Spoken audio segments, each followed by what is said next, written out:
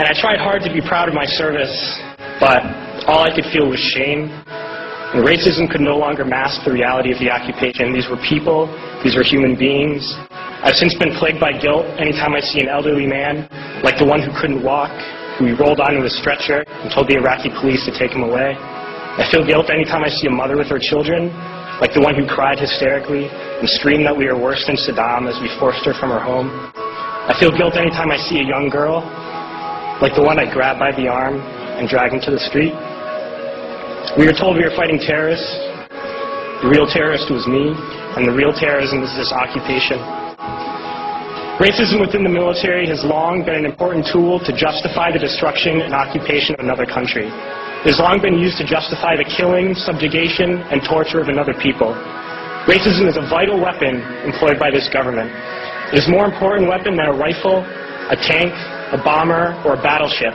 It is more destructive than an artillery shell, or a bunker buster, or a Tomahawk missile. While all those weapons are created and owned by this government, they are harmless without people willing to use them. Those who send us to war do not have to pull a trigger or lob a mortar round. They do not have to fight the war, they merely have to sell the war. They need a public who's willing to send their soldiers into harm's way. They need soldiers who are willing to kill and be killed without question. They can spend millions on a single bomb, but that bomb only becomes a weapon when the ranks of the military are willing to follow orders to use it. They can send every last soldier anywhere on earth, but there will only be a war if soldiers are willing to fight. And the ruling class, the billionaires who profit from human suffering, care only about expanding their wealth, controlling the world economy. Understand that their power lies only in their ability to convince us that war, oppression, and exploitation is in our interest.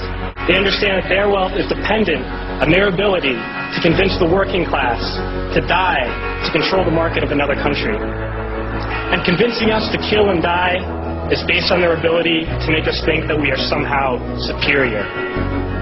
Soldiers, sailors, Marines, airmen have nothing to gain from this occupation. The vast majority of people living in the U.S. have nothing to gain from this occupation.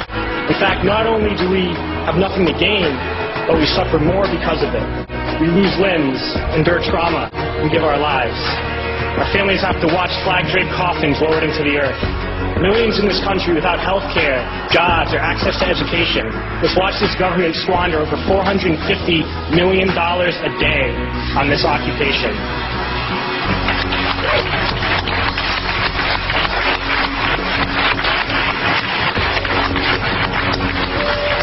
Poor and working people in this country are sent to kill poor and working people in another country to make the rich richer. And without racism, soldiers would realize that they have more in common with the Iraqi people than they do with the billionaires who send us to war.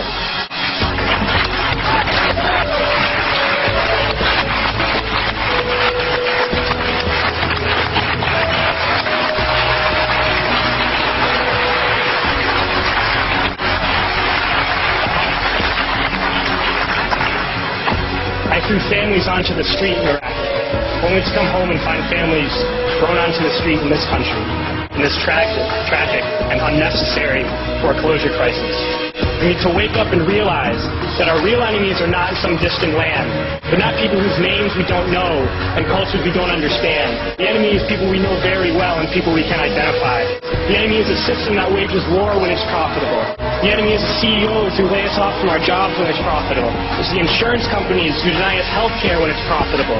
It's the banks who take away our homes when it's profitable. Our enemy is not 5,000 miles away. They are right here at home. If we organize and fight with our sisters and brothers, we can stop this war, we can stop this government, and we can create a better world.